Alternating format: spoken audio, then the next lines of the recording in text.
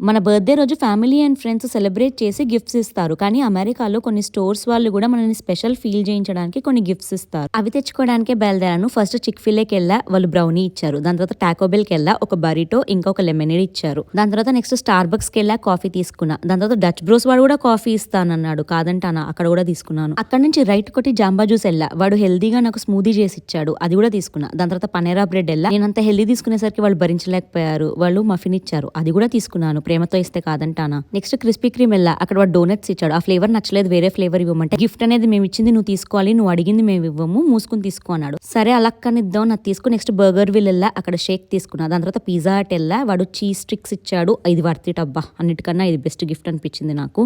దాని తర్వాత crumble cookie వెళ్ళా. అక్కడ కుకీ తీసుకున్నా. ఏదో ఫ్రీగా బర్త్డే గిఫ్ట్స్ ఇస్తున్నారని తీసేసుకున్నా గానీ ఇన్ని తినడం కష్టం కదా, అందుకే కొన్ని దారిలో కనబడిన వాళ్ళకి ఇచ్చేసాను. మీరందరూ కూడా నా బర్త్డే కి గిఫ్ట్ గా నా ఛానల్ ని సబ్స్క్రైబ్ చేద్దాం అనుకుంటున్నారా? సరే అలా కానీ